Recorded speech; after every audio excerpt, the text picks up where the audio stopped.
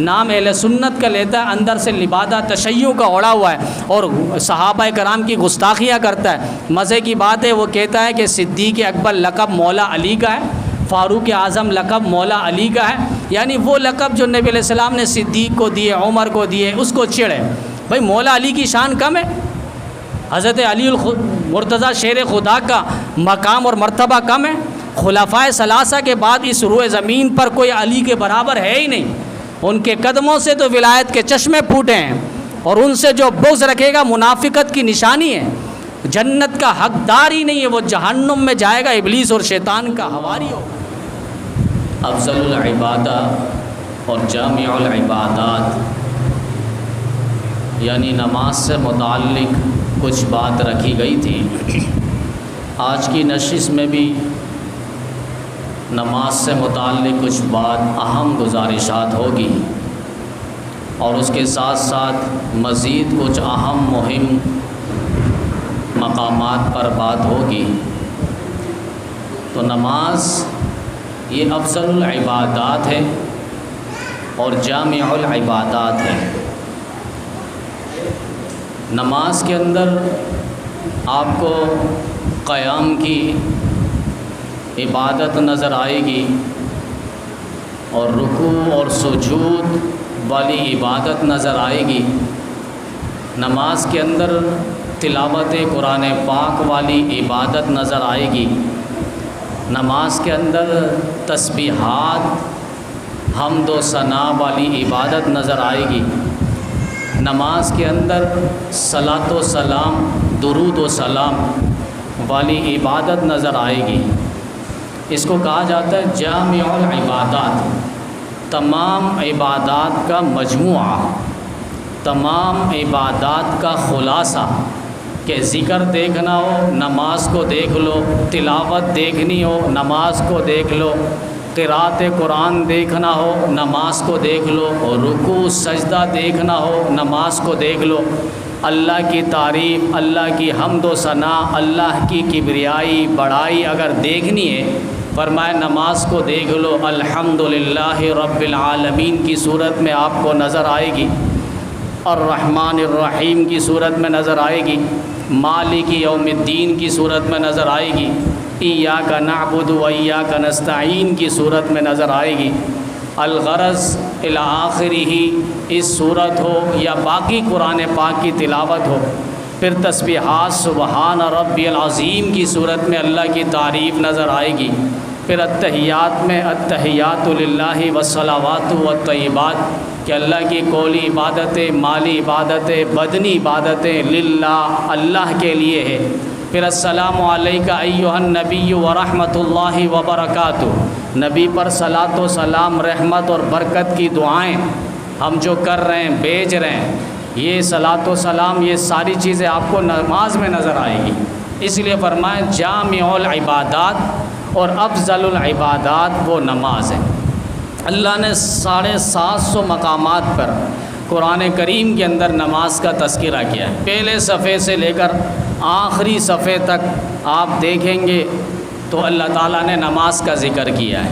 کہیں اللہ فرما رہا الذین یؤمنون بالغیب ویقیمون الصلاۃ، پھر آخری پارے میں آپ چلے جائیں، یہ پہلے پارے سے پھر آخری پارے میں حنفاء للہ، حنفاء للہ، حنفاء ویقیموا الصلاۃ ویؤتوا الزکاۃ، حنفاء ویقیموا الصلاۃ ویؤتوا الزکاۃ، یہ دین حنیف ہے، اس کے اندر کجروی نہیں ہے، اس کے اندر ٹیڑھا پن نہیں ہے، یہ سیدھا اور آسان راستہ ہے، اور اس میں نماز کو قائم کیا جاتا ہے، زکوٰۃ دی جاتی ہے۔ وذالک دین القیمہ، یہ قائم دین ہے اور یہ مضبوط ترین دین ہے، دین حنیف اور دین اسلام اور دین محمدی جسے کہا جاتا ہے۔ تو نماز کے بارے میں اللہ تعالیٰ نے 750 مقامات پر عظیم الشان اور عظیم البرہان نماز کا اللہ تعالیٰ نے ذکر فرمایا۔ توحید کے بعد، ایمان اور اسلام لانے کے بعد سب سے پہلا اور سب سے بڑا مقام اور مرتبہ جو حیثیت حاصل ہے وہ نماز کو حاصل ہے۔ صحابہ کرام رضوان اللہ تعالی علیہم اجمعین جان کی بازی لگا دیتے تھے، مریض کیوں نہ ہو، خود آ سکتا ہے تو ٹھیک ہے، نہیں تو دو بندوں کے سہارے اگر وہ آ سکتا ہے تو اسے لایا جاتا، صف میں اس کو کھڑا کر دیا جاتا۔ نماز کی اہمیت کا ذکر ہے۔ اس دور میں منافق بھی ہوتا، وہ بھی نماز سے اور جماعت سے پیچھے نہیں رہتا تھا، نماز میں وہ بھی شامل ہوتا ہوا نظر آتا۔ صحابہ کرام اگر کسی بستی پر جاتے تو وہاں حملے سے پہلے، چڑھائی کرنے سے پہلے وہ تھوڑا تحقیق میں لگتے تھے کہ اس بستی سے اذان کی آواز آ رہی ہے یا نہیں۔ اگر آ رہی ہے تو کہا جاتا یہ بستی والے مسلمان ہیں، یہاں اسلام اور ایمان آ چکا ہے، نہیں تو پھر اس کے بعد تحقیق کے بعد ان پر حملہ ہوتا۔ تو یہ نماز اہم مہم مقام اور مرتبہ ہے۔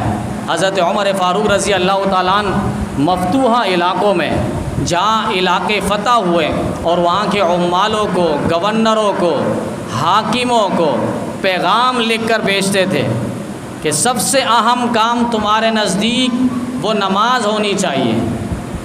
ان اہم امورکم عندی الصلاۃ، میرے نزدیک سب سے اہم مہم، کتنی بڑی پنچایت کیوں نہ ہو اور کتنا بڑا معاملہ تمہارے سامنے کیوں نہ رکھا ہو، فرمائے نماز کا وقت آ جائے، عمر کے نزدیک سب سے بڑا مقام وہ نماز کا ہے۔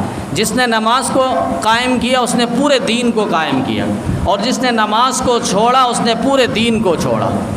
سب سے پہلے نماز سے متعلق قیامت کے دن اللہ تعالیٰ سوال کریں گے، یہ تو ہم سنتے رہتے ہیں، سب سے پہلے نماز سے متعلق سوال ہوگا، یعنی حقوق اللہ کے اندر اللہ کے حقوق میں جو پہلا سوال ہوگا وہ نماز سے متعلق، اور بندوں کے حقوق سے متعلق جو سوال ہوگا وہ ناحق کسی نے اگر کسی کو قتل کیا، اللہ تعالیٰ اس کے بارے میں سوال کریں گے، تم نے اس کو ناحق کیوں قتل کیا، بغیر کسی جرم کے پاداش میں تم نے اس کو قتل کیوں کیا، یہ سوال ہوگا۔ حقوق اللہ میں نماز سے متعلق، حقوق العباد میں قتل سے متعلق سوال ہوگا۔ یہاں تک فرمائیں کہ سب سے پہلا سوال، یہ سوال قبر کے اندر بھی ہو رہا ہے۔ حضرت مولانا مفتی عبد الواحد قریشی صاحب مدد العالی اپنے ایک بیان پہ کہہ رہے کہ میت کو جب رکھا جاتا ہے فرشتے اس کے پاس آتے ہیں، آنے کے بعد اس سے مختلف سوالات جو احادیث کی روشنی پہ اس سے سوالات ہوتے ہیں، اسی دوران جو ہے اسے سورج دکھایا جاتا ہے میت کو، اور وہ سورج دیکھ رہا ہوتا ہے کہ وہ سورج غروب ہونے کے قریب ہے۔ وہ میت فرشتوں سے کہنے لگتی ہے کہ آپ سائڈ ہو جائیں، نماز کا وقت، عصر کی نماز کا وقت نکلنے والا ہے، مجھے نماز پڑھ لینے دو۔ فرشتے آگے سے جواب دیتے نہیں، یہ تو ویسی ہم نے کیا ہے، اللہ کی طرف سے امتحان تھا تمہارا، ہم دیکھنا چاہ رہے تھے کہ تمہارے اندر نماز کی پابندی اہمیت ہے یا نہیں۔ تو وہ یہ امتحان ایک لحاظ سے قبر کے اندر بھی ہو رہا ہے۔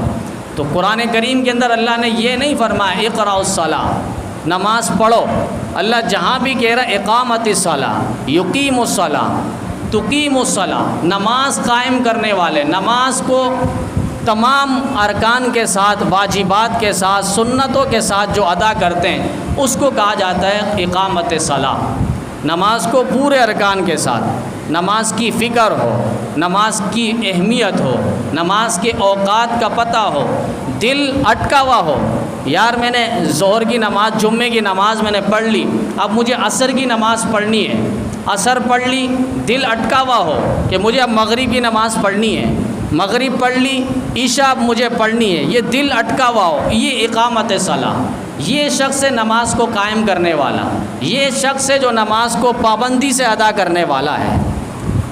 اتنا اہمیت ہے نماز کے اندر۔ نبی علیہ السلام تو انتہائی غصہ ہو گئے اور برہم ہو گئے، جو لوگ نماز پڑھنے مسجد کو نہیں آتے، گھروں میں نماز پڑھ لیتے ہیں۔ یہاں تک کہ حدیث میں آپ سنتے رہتے ہیں، فضائل اعمال کے اندر باقاعدہ حدیث ہے کہ جو ایک نماز بھی چھوڑتا ہے، بعد میں پڑھ بھی لے، وہ یوں سمجھ لیں 2,80,000 دن وہ جہنم میں جلے گا۔ یہاں دنیا کی آگ ہمیں برداشت نہیں ہے، ایک چھینٹا لگ جائے، چنگاری لگ جائے تو پورا دن ہم سی کر رہے ہوتے ہیں۔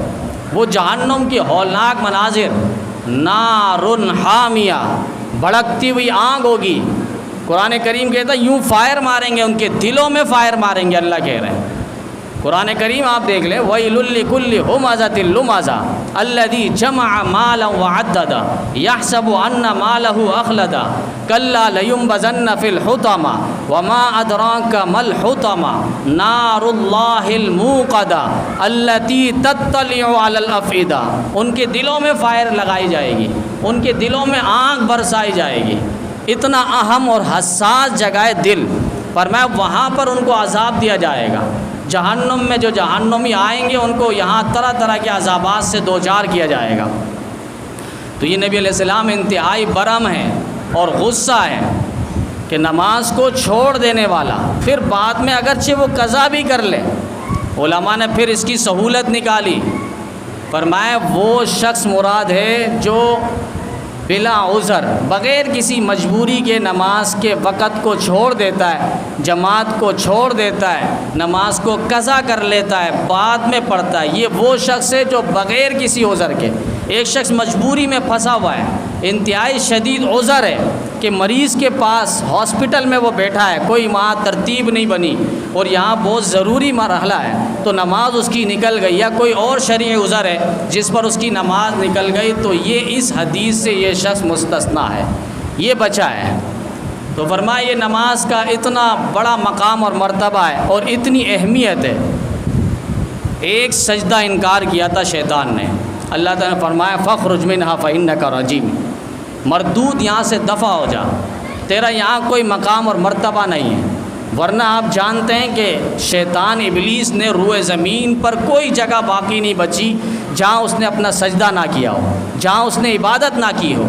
یہاں تک کہ ابن کثیر کے اندر باقاعدہ یہ بات موجود ہے کہ ابلیس نے، شیطان نے اتنی عبادت کی تھی کہ فرشتوں میں اس کا ایک بڑا مقام اور مرتبہ تھا، اس کو طاؤوس الملائکہ کہا جاتا تھا کہ فرشتوں کا مور ہے، مور جو پرندہ خوبصورت جانور ہے جیسے ہم دیکھتے ہیں، اس کے پروں میں کتنی رنگینیاں ہیں۔ فرمایا یہ طاؤوس الملائکہ اس کا لقب تھا اور اس لقب سے یہ مشہور تھا ابلیس اور شیطان۔ لیکن جیسی حکم الہی ہوا کہ اسجدوا لآدم، میرے آدم کو سجدہ کرو، تو اسی وقت شیطان ابلیس جو ہے سٹپٹا گیا اور اللہ سے مناظرہ کرنے لگا، خلقتنی من نار وخلقتہ من طین، اللہ مجھے آپ نے آنکھ سے بنایا اور اس کو آپ نے مٹی سے بنایا، اور آنکھ کی خاصیت تو اوپر کی طرف ہے، آنکھ جلائے تو اوپر کی طرف بھڑکتی ہے اور مٹی ڈالے تو مٹی نیچے کی طرف جاتی ہے، یہ تو نچلے لوگ ہیں، میں اسے سجدہ کیسے کروں؟ یہ اللہ سے مناظرہ کرنے لگا۔ بہرحال امام فخر الدین رازی رحمۃ اللہ علیہ نے 100 جوابات دیے کہ مٹی افضل ہے، آنکھ افضل نہیں ہے، مٹی افضل ہے، آنکھ افضل نہیں ہے۔ شیطان جو کہہ رہا ہے وہ امام فخر الدین رازی رحمہ اللہ کے پاس آ جائے تو ایک دلیل کو بھی وہ رد نہیں کر سکے گا۔ تو یہ شیطان ایک سجدے کا انکار کیا تھا۔ آج ہم 5 نمازوں میں نہیں آ کر 96 سجدے کا ہم ایک لحاظ سے انکار کر رہے ہیں، اگرچہ وہ قولی انکار تھا، زبان سے اس نے انکار کیا تھا، ہم قولی تو نہیں کر رہے ہیں لیکن عملی ہم کر رہے ہیں۔ ہمارا عمل بتا رہا ہے کہ ہم نماز کے لیے نہیں آ رہے، ہمارے دلوں میں نماز کی اہمیت نہیں ہے۔ ابھی نوجوانوں سے کہا جائے نماز کا وقت ہے، نماز کے لیے آ جائے تو کہتے ہیں کہ کپڑا خراب ہے۔ بھئی کیوں خراب ہے؟ کس حیثیت سے خراب ہے؟ ایک تو یہ کہ گندگی وغیرہ کچھ اور چیز جو ناپاکی کے درجے پہ نہ ہو، ویسی مٹی وغیرہ گرد و غبار وغیرہ لگ گئے وہ الگ بات، لیکن ناپاکی کی حالت میں آپ رہ رہے۔ ہمارے اسلاف بزرگان دین اولیاء کرام کی زندگی آپ دیکھیں، یہاں وضو ٹوٹتا فوراً وضو جوڑ دیتے تھے۔ امام ربانی شیخ احمد سرہندی رحمۃ اللہ علیہ بہت بڑے ولی گزرے ہیں، اور ان کے بیٹوں کا اکثر میں تذکرہ بتاتا ہوں، امام معصوم رحمۃ اللہ علیہ اور امام سعید رحمۃ اللہ علیہ چھوٹے چھوٹے بچے تھے۔ کسی نے شکایت کی نمازی حضرات نے کہ امام ربانی مجدد الفسانی شیخ احمد سرہندی رحمہ اللہ کو کہ آپ کے 2 صاحبزادے جو ہے وہ کھیلتے ہیں اور کھیلنے کے دوران ہماری جو چپلیں ہیں مسجد کے باہر وہ ادھر ادھر رکھ دیتے ہیں۔ یہ شکایت آئی کہ ہم نماز پڑھ کے نکلتے ہیں، مسجد کی چپل جہاں ہم رکھتے ہیں وہاں چپل نہیں ہوتی۔ امام ربانی شیخ احمد سرہندی رحمۃ اللہ علیہ باہر نکلے، انہوں نے معائنہ کیا اور اللہ تعالیٰ نے اولیاء کو ایک کشف کا ملکہ دیا ہے، وہ کشف کے ذریعے اللہ تعالیٰ ان سے پردے ہٹا دیتے ہیں۔ یہ اللہ کا اختیار ہوتا ہے، ولیوں کا اختیار نہیں ہوتا، ولیوں کے ہاتھ سے اللہ تعالیٰ صادر فرماتے ہیں۔ امام ربانی رحمۃ اللہ علیہ چپل کی طرف نظر گاڑ کے دیکھنے لگے، اللہ تعالیٰ نے دل میں بات ڈالی جو سیدھے طرف چپل ہے یہ جنتی لوگ ہیں، اور جو الٹے طرف چپل رکھی ہے یہ جہنمی لوگ ہیں، یہ سعید ہے یہ شقی ہے، یہ نیک بخت ہے یہ بدبخت ہے، یہ جنتی لوگ ہیں یہ دوزخی لوگ ہیں۔ حضرت نے فوراً اپنے دونوں صاحبزادے کو چھوٹوں کو بلایا اور کہا کہ ان کو باہر کی کوئی چیز کھلا کر ان کے یہ جو کشف کا ملکہ اللہ تعالیٰ نے قدرتی ان کے نسلوں میں اولادوں میں ولایت کا ایک سلسلہ جاری فرمایا تھا، فرمایا ان کو فوراً باہر کی چیزیں کھلا دو۔ اس سے یہ کہ یہ معاملہ تھوڑا ٹھنڈا ہو گیا۔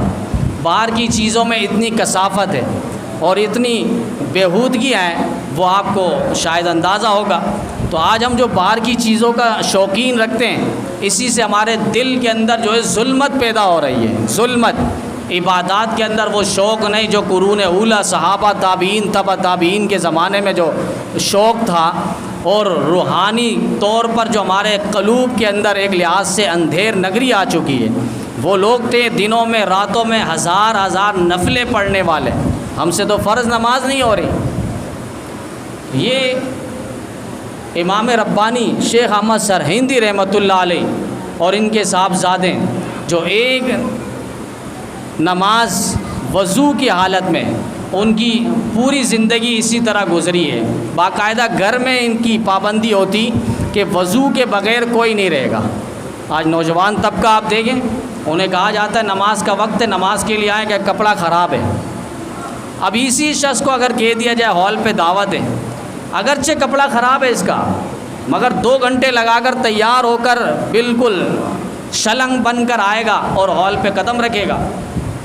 تو اب دل میں اصل بات ہے کہ ہمارے دلوں میں نماز کی اہمیت نہیں ہے، ہال کی اہمیت ہے، دعوت کی اہمیت ہے، الیک سلیک کی اہمیت ہے، لوگوں سے ملاقات گپ شپ کی اہمیت ہے، نماز کی اہمیت نہیں ہے۔ یہ اللہ جسے توفیق دیتا ہے، اللہ اپنے ایوان کے اندر، اپنے اس گھر کے اندر اللہ تعالیٰ بلاتا ہے۔ فضائل نماز کے اندر حضرت شیخ الحدیث مولانا زکریا کاندیلوی رحمہ اللہ نے ایک واقعہ ذکر کیا ہے کہ ایک شخص مالک اپنے غلام کے ساتھ کوئی چیز لینے کے لیے، سودا سلف لینے کے لیے بازار گیا، اور سامان لے کر، وہ زیادہ سامان تھا، غلام کے سر پر بھی رکھا ہوا تھا، راستے سے وہ آنے لگا، اچانک نماز کی تیاری ہو رہی تھی، اذان ہو رہی تھی۔ اس غلام نے کہا آقا آپ اگر سامان یہاں رکھ لیں سائٹ پر، میں کچھ وقت نماز عبادت کر کے آ جاؤں۔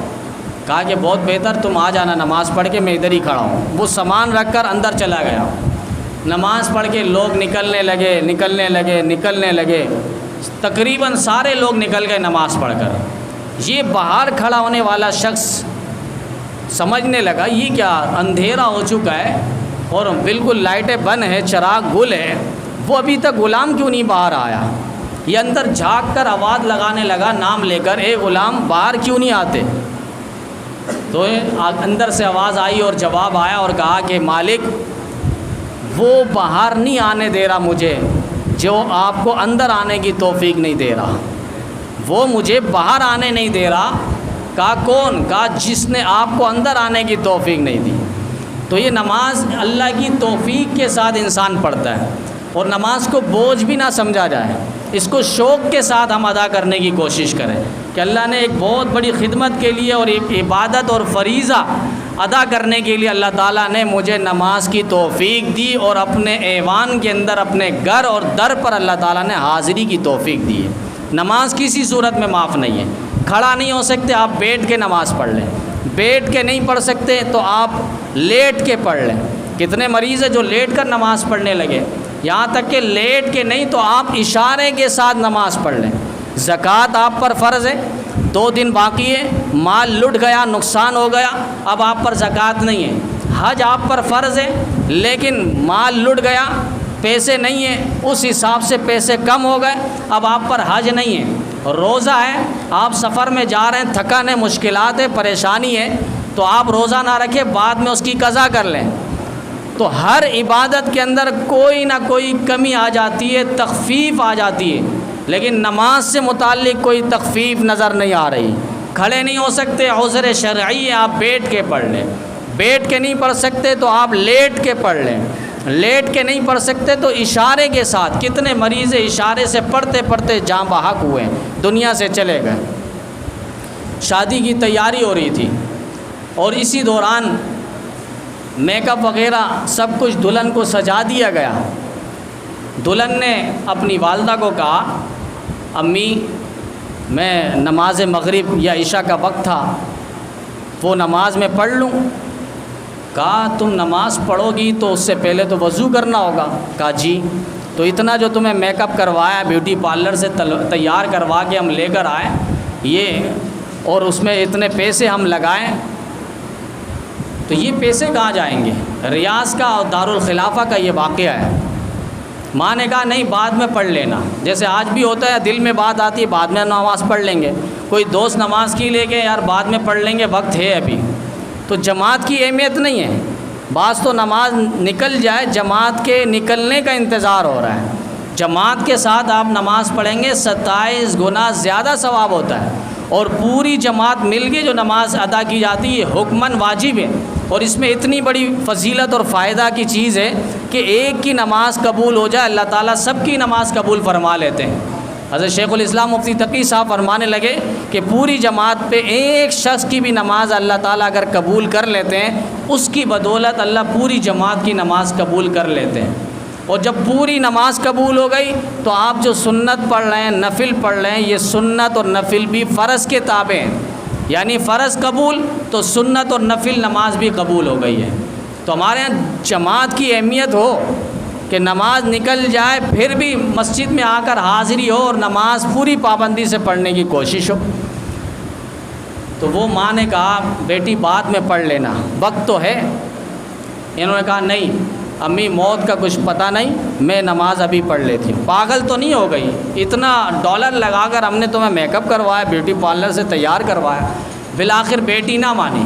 دل میں ایک داعیہ ہے، جذبہ ہے، پہلے یاد نہیں رہا اور اب نماز کا وقت نکلنے کو ہے، فوراً انہوں نے وضو کیا، اور وضو کرنے کے بعد مصلی بچھائی، اس خاتون نے نماز شروع کر لی۔ نماز کے دوران سجدے سے سر نہیں اٹھا رہی، ماں پریشان ہے، کچھ وقت کے بعد آ کر دیکھنے لگی کہ بیٹی سجدے میں سر نہیں اٹھا رہی۔ ایک وقت گزر گیا، مہمان آ رہے ہیں، کیا بھلا ہے، کیا مصیبت ہے؟ ماں نے اٹھایا تو دیکھا کہ بیٹی جاں بحق ہو چکی ہے، دنیا سے جا چکی ہے۔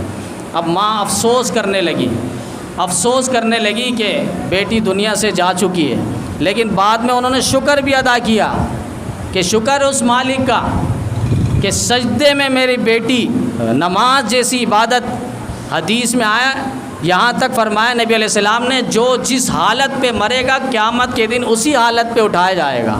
یہ سجدے کی حالت پہ دنیا سے جا رہی ہے اور سجدے کی حالت میں کل قیامت کے دن اٹھے گی، اس کے لیے کتنی بڑی خوشخبری اور بشارت ہے۔ جس اللہ نے قرآن کریم کے اندر فرمایا کہ کل قیامت کے دن ندا لگانے والا آواز لگائے گا اور کہا جائے گا کہ سجدے میں چلے جاؤ، سارے لوگ جو نماز پڑھنے والے، اہتمام والے، وہ سارے سجدے میں چلے جائیں گے۔ کچھ لوگ فلا یستطیعون خاشعۃ ابصارهم ترہقهم ذلہ، اللہ فرمانے لگے وہ لوگ طاقت رکھنے کے باوجود جھک نہیں سکیں گے، وہ ذلت کے مارے اور رسوائی کے مارے وہ لوگ شرمسار ہوں گے، آنکھیں اور پلکیں جھکائے ہوئے ہوں گے، ایسا ہے جیسے ان کے چہرے پر سیاہی مل دی گئی ہو۔ وہ لوگ طاقت رکھنے کے باوجود رکوع اور سجدہ نہیں کر سکیں گے۔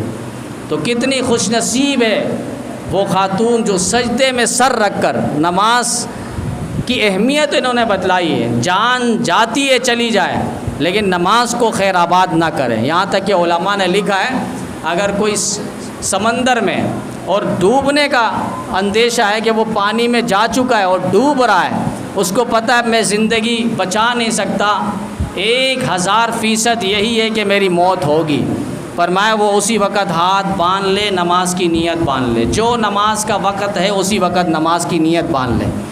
اللہ تعالیٰ اس سے اس نماز کے بارے میں پوچھ تاچھ نہیں کریں گے، اور اس کا بھی حشر ایسے ہی ہوگا، کل قیامت کے دن یہ اٹھے گا، نمازیوں کی فہرست پہ یہ شخص داخل ہوگا۔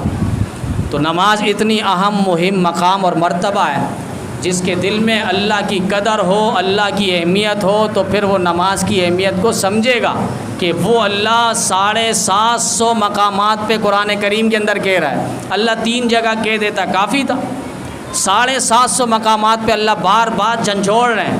پھر نبی علیہ السلام کہہ رہے ہیں کہ نماز کی پابندی کرو. جس نے نماز کو جان بوجھ کر چھوڑا وہ ایسا ہے جیسے کافروں والا کام اس نے کیا. نماز کی پابندی 5 نمازوں کی پابندی ہو، فرمایا اس کو 5 انعام اللہ تعالیٰ دیں گے. رزق کی تنگی اللہ تعالیٰ دور فرما دیں گے. آج ہر شخص رزق کے لیے پریشان ہے، ہر شخص. لیکن کچھ لوگ پریشان ہوئے تھے آزاد کشمیر میں. واقعی وہ لوگ آزاد ہیں، وہ لوگ آزاد ہیں. ہم ابھی تک غلامیت کے طوق میں. وہ اچھا کیا برا کیا آپ لوگ جانتے ہیں، آپ لوگ بہتر سمجھتے ہیں. 1 ہفتے تک انہوں نے پورے علاقے کو یرغمال بنایا اور انہوں نے یہاں تک کہا نہ ہم ہندوستان کے ساتھ ہیں نہ ہم پاکستان کے ساتھ ہیں. ہمارا اپنا ملک ہے آزاد کشمیر، یہاں ہماری اپنی حکومت بیٹھے گی اور یہاں سے جو لائے عمل طے ہوگا وہی جائے گا بس. تو انہوں نے احتجاج کیا. مسلمانوں احتجاج حق ہے، وردی پر آپ نہ ہاتھ اٹھائے، وہ ہمارے مسلمان بھائی ہیں، پیار محبت سے آپ سمجھا لیں. لیکن آزاد کشمیر والوں نے پیغام دیا ہے کہ ہم لوگ اصل آزاد ہیں، تم لوگ ابھی تک غلامیت کے طوق میں ڈلے ہوئے ہو. ہم غلام ہیں، اب تک غلام ہیں. اس پورے علاقے میں کتنے گھر ہیں؟ 500 600 800 مکانات ہیں. روزانہ 1 دن بعد رات کو شرارت ہو رہی ہے، کسی کو خبر نہیں ہے. 4 بجے 4:30 بجے لائٹیں بند کر رہے ہیں. یہ کون ہے؟ ہمارا نمائندہ باقاعدہ گیا ہے، گول مارکیٹ میں گیا، چاولہ مارکیٹ میں گیا. گول مارکیٹ والے کہہ رہے ہیں کہ الیکٹرک والے آپ چاولہ والا سے رابطہ کریں. وہ کہہ رہے ہیں ہمیں پتہ نہیں. بھئی یہ شیڈول تم نے بنائے نا، لائٹ بند کرنے کے شیڈول، یہ عذاب تم مسلط کر رہے ہو. لیکن یہ شیڈول رات کے شیڈول کہاں؟ ہمارے یہاں تو رات کے شیڈول نہیں ہے. تو یہ بند کون کر رہا ہے کا معلوم نہیں ہے. گاڑیاں آ رہی ہیں تمہیں معلوم کیوں نہیں؟ رات کا کون سا عملہ ملوث ہے تمہیں معلوم کیوں نہیں ہے؟ پچھلے جمعے سے پہلے امام صاحب نے فاروقیہ کہ انہوں نے بھی کہا کہ یہ کوئی شرارتی ٹولہ ہے جو ان کے ساتھ ملے ہوئے ہیں اور رات کو لائٹ بند کرنے کی کئی سازشیں ہیں. ایک تو یہ کہ جس رات پانی آنے کو ہے اس رات یہ لوگ لائٹ بند کر رہے ہیں، یا لائٹ بند کرنے کے بعد یہ مختلف کمپنیوں کو سپلائی کرتے لائٹ بھاری مقدار پہ. مختلف باتیں ہیں. میری تمام سیاسی ورکروں سے، ہم سیاست میں ہے نہیں، سیاسی ورکروں سے یہاں ایک دوسرے پر مٹنے کا جذبہ رکھتے ہیں.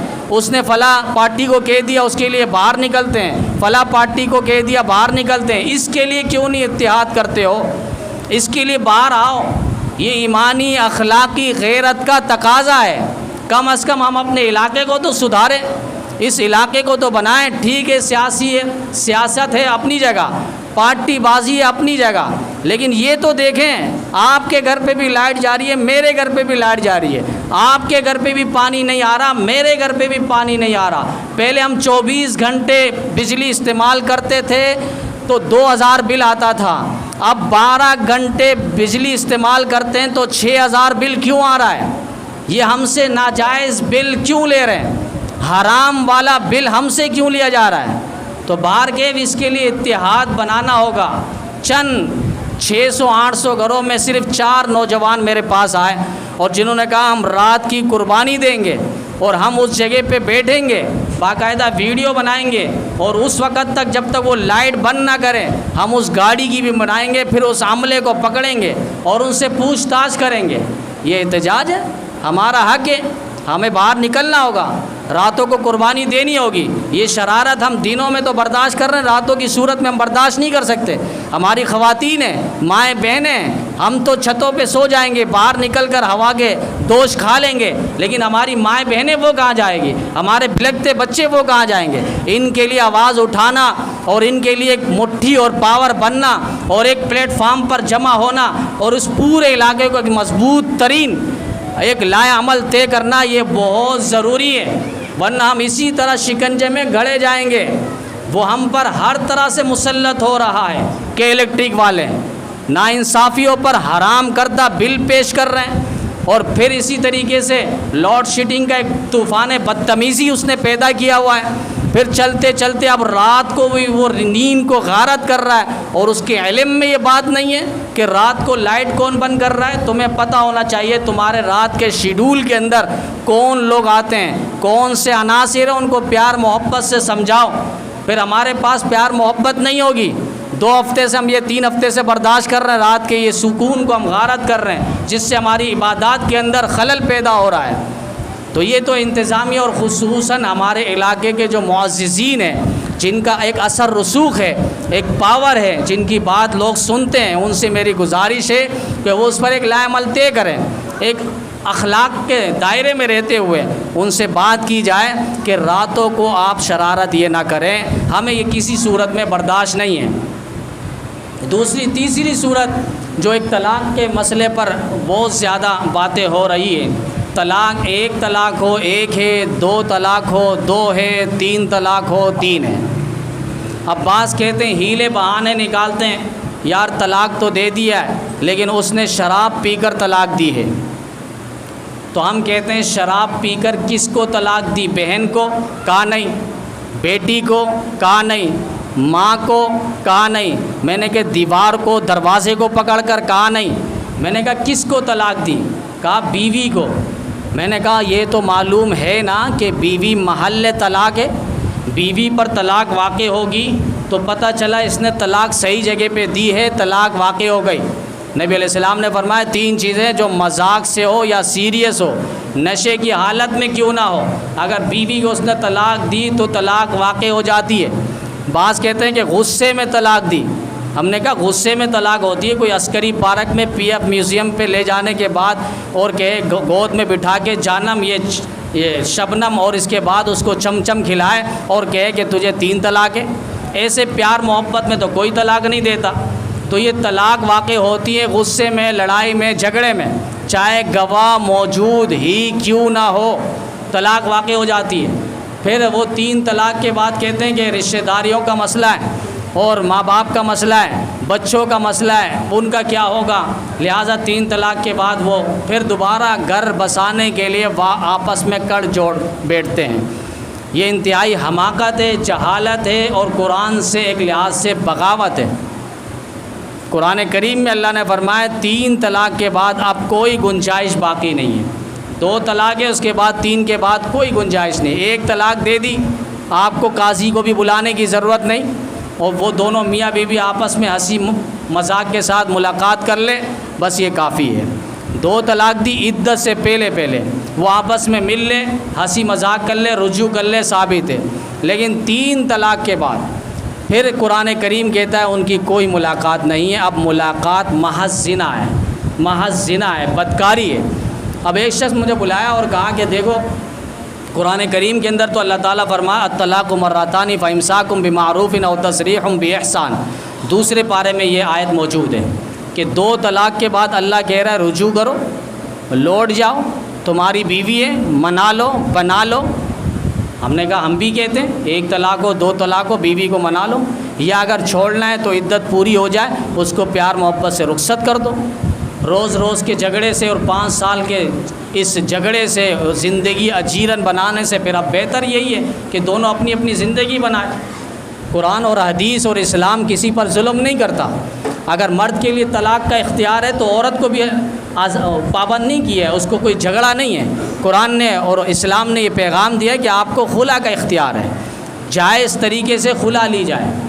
یہ نہیں کہ کورٹ پہ کیس کر دیا، پیسے کھلائے وکیل سے اور خلا لے لیا، نہ وہاں کی شوہر کی رضامندی پائی گئی، نہ کوئی جائز اور شرعی مطالبہ ان کا پایا گیا، بس ویسی دشمنی پر اور پیسے کھلا کر وہ خلا لے لیا گیا۔ اب یہ خاتون دوسری جگہ نکاح بھی کرے تو شرعی طور پر یہ نکاح نہیں ہوگا۔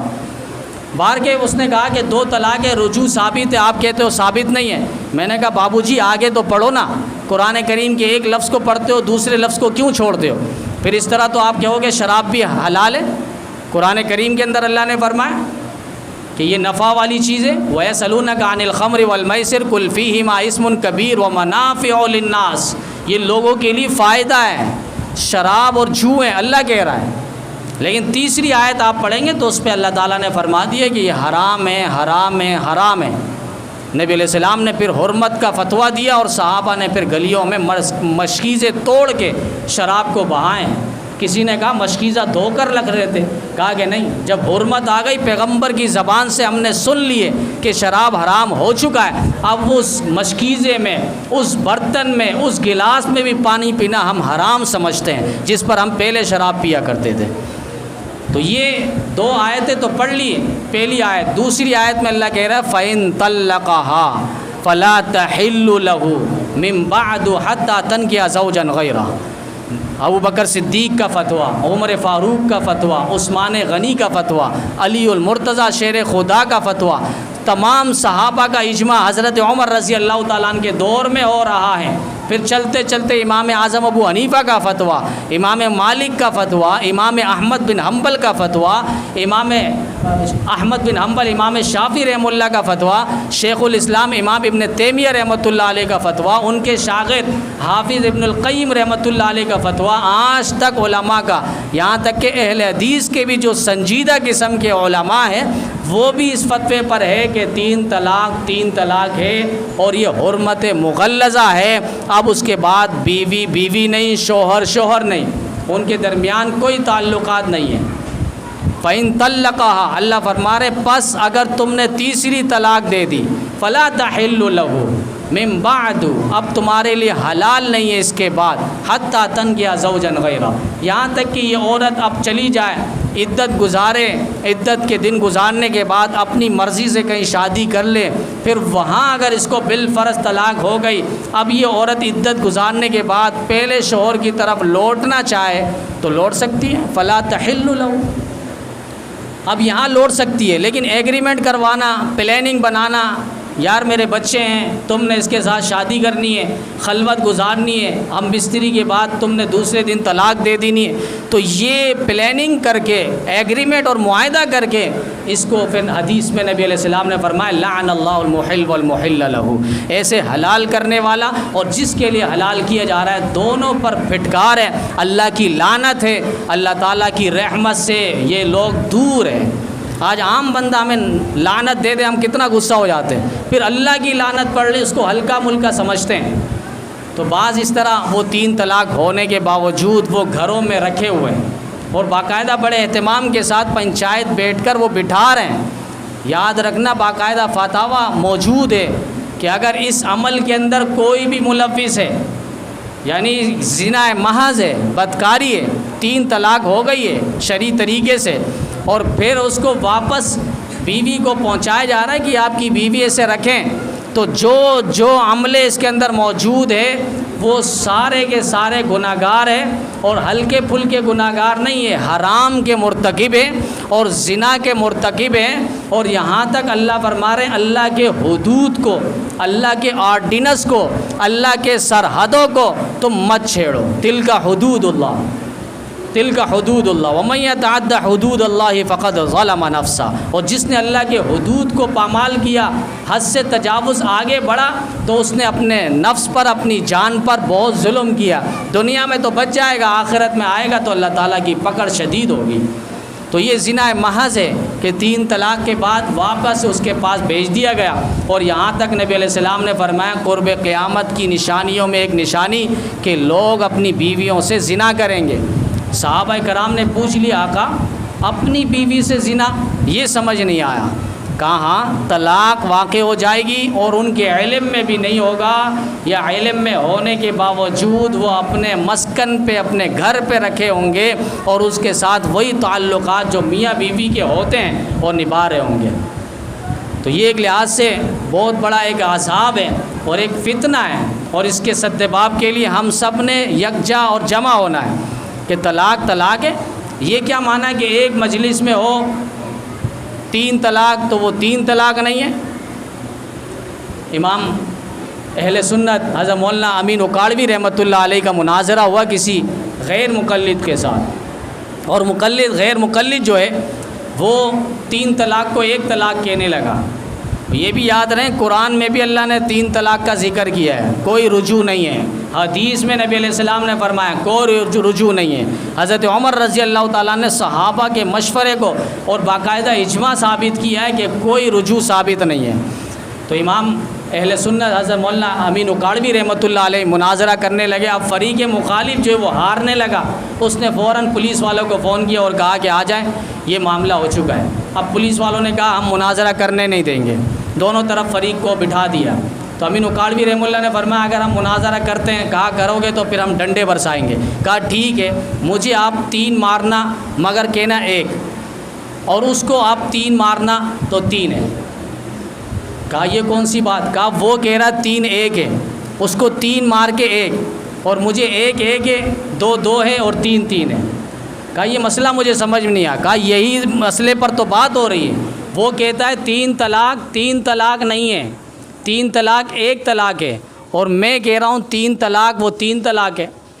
تو یہ مسئلے کو بہت زیادہ سنجیدگی کے ساتھ ہمیں لینا چاہیے, اور باقاعدہ بڑے اہتمام کے ساتھ اس کو معاشرے میں دیکھنا چاہیے کہ جہاں 3 طلاق اگر ہو گئی ہے تو وہاں کسی صورت میں بھی انہیں رہنے نہ دیا جائے. اور جو اس میں رہنے کے لیے آگے دھکا دیتے ہیں وہ سارے ایسے جیسے حرامہ کروا رہے ہیں, اور زنا کے وہ لوگ مرتکب ہیں, اور بیٹھے بیٹھے اپنے گھر میں, یہاں تک کہ نماز بھی وہ شخص اگر پڑھنے آ رہا ہے تو اس کو پھر بھی گناہ مل رہا ہے, کیونکہ پیچھے اس نے گناہ کے دروازے کھول کر آیا ہے. اس کے ساتھ ساتھ آخری بات جو کئی ہفتوں سے یہ بات چل رہی ہے کہ حضرت سیدنا عثمان بن عفان رضی اللہ تعالیٰ عنہ, وہ مظلوم صحابی جس کو نبی علیہ السلام نے 10 مرتبہ جنت کی بشارت اور خوشخبری دی, جس کے بارے میں نبی علیہ السلام نے فرمایا کہ ما ضر عثمان ما عمل بعد هذا اليوم, کہ عثمان آج کے بعد تجھے کوئی عمل نقصان نہیں پہنچا سکے گا. وہ عثمان جس کو نبی علیہ السلام نے 10 مرتبہ جنت کی خوشخبری دی, وہ عثمان جو روزانہ 2 رکعت نفل کے اندر پورا قرآن پاک کی تلاوت کیا کرتا تھا, وہ عثمان جس کی کئی رشتہ داریاں نبی سے ثابت ہیں. ایک بیٹی تھی, انتقال ہونے پر دوسری بیٹی تھی, اس کے انتقال پر پھر نبی علیہ السلام نے فرمایا عثمان میرے ہاں بیٹی نہیں ہے, اگر 100 بیٹیاں ہوتی یا 200 بیٹیاں ہوتی یکے بعد دیگرے میں آپ کے نکاح میں دیتا چلا جاتا. یہ عثمان رضی اللہ تعالیٰ اتنے مظلوم ترین صحابی, اور اس صحابی کی وجہ سے اللہ تعالیٰ نے 1400 صحابہ کو سرٹیفکیٹ دیا جنت کا, رضا کا سرٹیفکیٹ اللہ تعالیٰ نے قرآن کریم کے اندر دیا ہے. صلح حدیبیہ کا مختصر پس منظر سماعت کر لیں کہ نبی علیہ السلام 6 سال ہو گئے مکہ سے مدینہ آئے ہوئے, دل چاہ رہا ہے اپنے آباء و اجداد کے وطن پر مکہ مکرمہ میں حاضری لگاؤں اور وہاں جاؤں. خواب دیکھا نبی علیہ السلام نے کہ ہم صحابہ کی جرمٹ میں اور وہاں عمرہ کرنے کے لیے گئے ہیں. یہ خواب صحابہ کرام کو صبح بتلا دیا نبی علیہ السلام نے. صحابہ بیتاب ہو گئے, آقا جلدی ہے چلیں مکہ مکرمہ عمرہ کی ادائیگی. نبی علیہ السلام نے تیاری کا حکم دے دیا, سارے صحابہ مکہ مکرمہ کی طرف روانہ ہو گئے, 1400 یا 1500 صحابہ. صلح حدیبیہ کے مقام پہ صحابہ پہنچے, کفاروں نے مشرکوں نے روک دیا ہے. پاور تھا, ان کی طاقت تھی, ہتھ کنڈے استعمال کر رہے تھے, وہاں روک دیا, آگے نہیں بڑھ سکتے. نبی علیہ السلام نے فرمایا بھئی ہم لڑائی کرنے نہیں آئے, ہم تلوار نکالنے نہیں آئے, ہم خون بہانے نہیں آئے, ہم عمرہ کریں گے چلے جائیں گے. انہوں نے کہا نہیں. پھر نبی علیہ السلام نے اپنا سفیر حضرت عمر کو فرمایا کہ آپ جائیں ان سے بات کریں جا کر. حضرت عمر نے فرمایا آقا آپ کو معلوم ہے میری ان کے ساتھ کئی دشمنیاں رہی ہے, میری بات بنے گی نہیں. کہا پھر کسے بھیجیں؟ کہا اسے بھیجیں جن کی بات ان کے ہاں بنتی ہے, جن کا عزت احترام یہ لوگ دل و جان سے کرتے ہیں. کہا وہ کون؟ کہا عثمان کو بھیجیں. سفیر رسول بنا کر حضرت عثمان رضی اللہ تعالیٰ عنہ کو نبی علیہ السلام نے بھیجا. وہ مکہ مکرمہ پہنچے, مشرکین کفار بڑے بڑے آئے. انہوں نے کہا عثمان آپ کے لیے دروازہ کھلا ہے, آپ بیت اللہ کا طواف کر لیں, عمرہ کر لیں, ملتزم میں جائیں, چمٹ کے دعائیں مانگ لیں, زمزم پانی پی لیں. عثمان نے یوں نگاہ اٹھائی اور کہا مشرکو کافرو یاد رکھنا ہم نبی کے بغیر عبادت کو بھی نامکمل سمجھتے ہیں. ہم طواف کو, ملتزم کو, مقام ابراہیم پر حاضری لگانے کو نبی کی اجازت کے بغیر, نبی کی عبادت کے بغیر ہم اس کو نامکمل سمجھتے ہیں. پورا عبادت ہم نہیں سمجھتے. میں عبادت کر ہی نہیں سکتا, روح محمدی نہیں ہے, حکم محمدی نہیں ہے. کچھ وقت ہو گیا ان سے بات کرتے ہوئے, بات پھیلائی گئی, حضرت عثمان شہید کر دیے گئے. نبی علیہ السلام نے چہرہ سرخ ہو گیا اور غصے میں نبی علیہ السلام باہر آئے اور صحابہ سے فرمایا کہ اب آ جاؤ. اب ہم لڑنے نہیں آئے تھے، اب لڑیں بغیر جائیں گے نہیں. ہم نے کہا تھا خون نہیں بہائیں گے، اب خون بہائے بغیر جائیں گے نہیں. ہم نے کہا تھا ہم لڑیں گے نہیں، اب لڑے بغیر جائیں گے نہیں. نبی علیہ السلام نے مبارک ہاتھ آگے کیے ہیں، جس کو قرآن کریم میں بھی اللہ تعالیٰ نے سورہ فتح کے اندر ذکر فرمایا، ان الذین یبایعونک انما یبایعون اللہ. محبوب یہ صحابہ آپ کے ہاتھ پر بیعت نہیں کر رہے، ظاہراً آپ کے ہاتھ پر بیعت کر رہے ہیں، لیکن اللہ کے ہاں بیعت کر رہے ہیں. نبی علیہ السلام نے ہاتھ مبارک آگے کیا، 1400 صحابہ ہاتھ رکھ رہے ہیں. یہ ہاتھ مٹھائی پر نہیں، یہ بیعت مٹھائی پر نہیں، کوفتے اور قورمے بریانی پر نہیں، موت پر، خون عثمان کا بدلہ لیے بغیر ہم جائیں گے نہیں. یہ عملی طور پر بتایا جا رہا ہے کہ خون عثمان کا بدلے کے لیے اگر میری جان جاتی ہے تو چلی جائے، کوئی پرواہ نہیں. اسی دوران نبی 1400 صحابہ سے بیعت لے رہے ہیں، ایک کے بعد ایک آ رہے ہیں. کسی نے آ کے کہا آقا وہ خبر جھوٹی ہے، افواہ ہے، حقیقت نہیں ہے، عثمان زندہ ہے، آ رہے ہیں.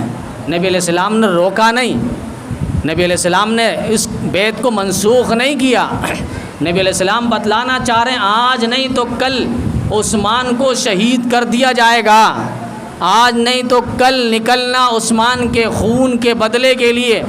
اگر حضرت امی عائشہ نکلی تو نبی علیہ السلام کا حکم تھا، اگر امیر معاویہ نکلے خون عثمان کا بدلہ لینے کے لیے تو حکم پیغمبر تھا، اور یہ ایسا حکم تھا. نبی علیہ السلام بیعت کر رہے ہیں. سورہ فتح کے اندر اللہ نے فرمایا ید اللہ فوق ایدیہم. محبوب آپ کے ہاتھ کے اوپر صحابہ کا ہاتھ ہے، پھر صحابہ کے اوپر اللہ کا ہاتھ ہے، اللہ کی طاقت ہے، اللہ کی مدد و نصرت ہے. پھر قرآن کریم کے اندر اللہ نے اس واقعہ کا پورا ایک نقشہ کھینچا اور فرمایا لقد رضی اللہ عن المؤمنین اذ یبایعونک تحت الشجرہ. 5 انعام جو میں نے بتلایا تھا اس واقعے سے صلح حدیبیہ سے اللہ نے دیے ہیں. خون عثمان کا بدلہ لینے پر اللہ نے فرمایا لقد رضی اللہ، تم سے اللہ راضی ہو چکا ہے.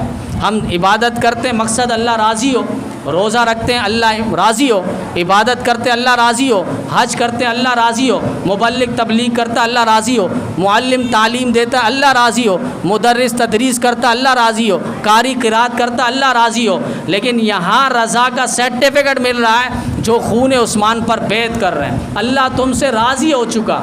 فانزل السکینۃ علیہم، تم پر اللہ کی سکینہ، اللہ کی رحمت تم پر برسے گی.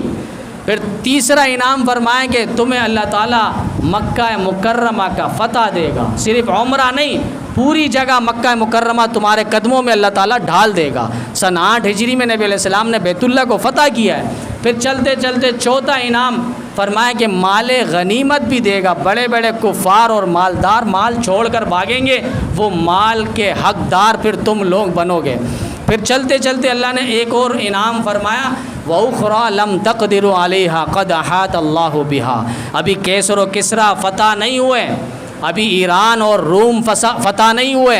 صحابہ کے دور میں، امیر معاویہ کے دور میں فتح ہوئے، حضرت عمر کے زمانے میں فتح ہوئے.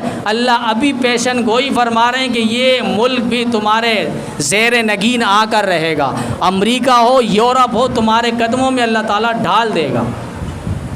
یہ صحابہ اور صحابہ میں حضرت عثمان رضی اللہ تعالیٰ عنہ کی خون کی اہمیت نبی علیہ السلام بتلا رہے ہیں کہ موت پر بیعت ہو رہی ہے. نبی علیہ السلام عملی طور پر بتا رہے ہیں کہ خون عثمان کے بدلہ لینے پر اگر میں محمد بھی خون بہا دوں تو یہ بھی کم نہیں ہے. میں محمد بھی اگر چاہوں تو خون عثمان پر بیعت لے رہا ہوں، میں اپنی جان بھی دے دوں گا، خون عثمان کا بدلہ لیے بغیر پیچھے نہیں ہٹوں گا. ید اللہ فوق ایدیہم. نبی علیہ السلام خون عثمان کے لیے، عثمان کے ایک صحابی، پورے صحابی کی بات ہی نہیں ہے یہاں پر، ایک صحابی کے بدلے لینے کے لیے نبی علیہ السلام میدان عمل پر کود گئے ہیں. مسلمانوں یہی پیغام ہے کہ قیامت تک اگر خون عثمان کا، صحابہ کا بدلہ کسی صورت پہ بھی آپ نے لینا ہو تو آپ نے میدان عمل میں کودنا ہے.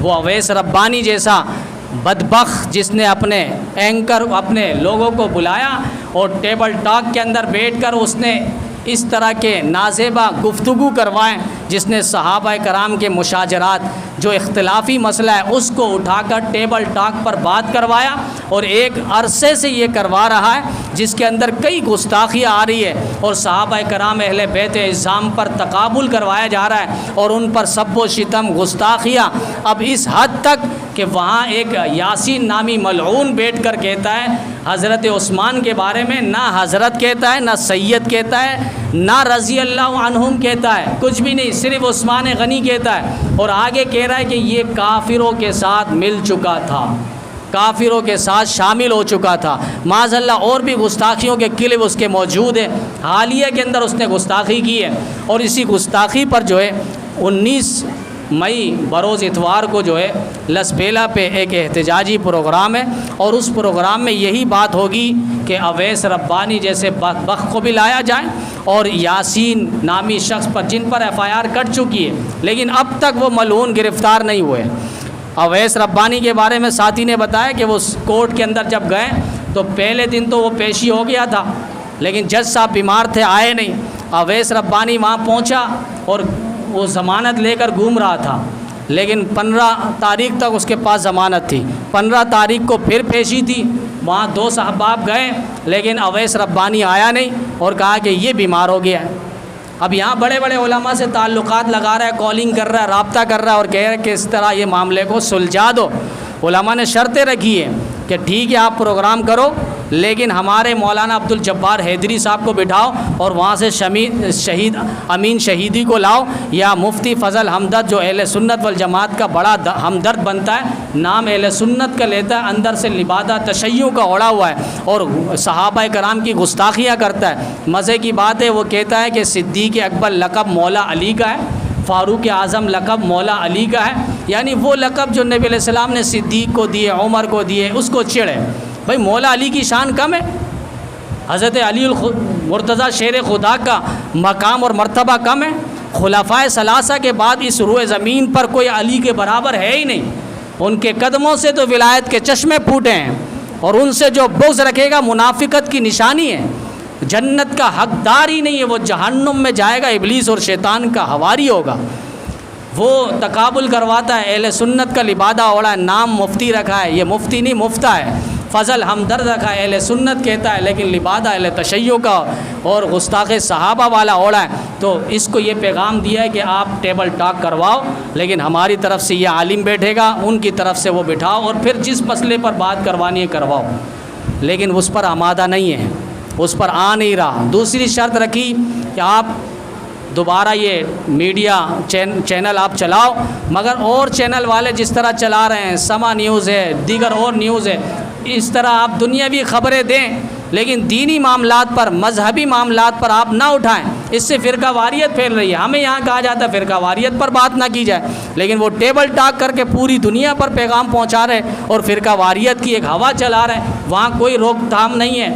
تو اس کے لیے جو اعلان ہو گئے 19 تاریخ کو جو ہے کوشش کریں وہاں شامل ہو، اور سنت پیغمبر نبی علیہ السلام جو غصہ ہوئے خون عثمان کا بدلہ لیے بغیر، آج عزت عثمان کا بدلہ لیے بغیر، مجھے آپ کو بھی کہنا چاہیے کہ ہم بھی اس احتجاج میں شامل ہوں گے اور اپنا قیمتی وقت میں سے کچھ وقت وہاں پر لگائیں گے، تاکہ کل نبی علیہ السلام سرخ روح ہو کہ جس عثمان کا بدلہ میں نے لیا تھا کہ میرے قدموں میں پوری دنیا کو نشاور کر دیا جائے، تب بھی کوئی معنی نہیں رکھتا، میری عزت پر پوری دنیا کو قربان کر دیا جائے تب بھی کوئی معنی نہیں رکھتا۔ وہ نبی خود عثمان کا بدلہ لینے کے لیے 1400 صحابہ کو مر مٹنے کے لیے آگے نکلے تھے۔ تو مجھے آپ کے لیے بھی ایمانی اخلاقی فریضہ ہے کہ ہم عثمان غنی رضی اللہ تعالیٰ عنہ ہو یا صحابہ اہل بیت ہو، کوئی بھی ہو، کسی بھی صورت پہ کوئی بدماش بدکماش انگلی اٹھائے گا، ہم ہر صورت میدان عمل میں کھڑے ہوئے نظر آئیں۔ اللہ تعالی ہم سب کو صحابہ کرام اہل بیت اعظام کی والہانہ عقیدت رکھنے کی، اور علاقے کے اندر جو شرارت ہو رہی ہے اس شرارت سے بھی باز رکھنے کی اور رکھوانے کی اللہ ہم سب کو توفیق عطا فرمائے۔ وآخر دعوانا الحمدللہ۔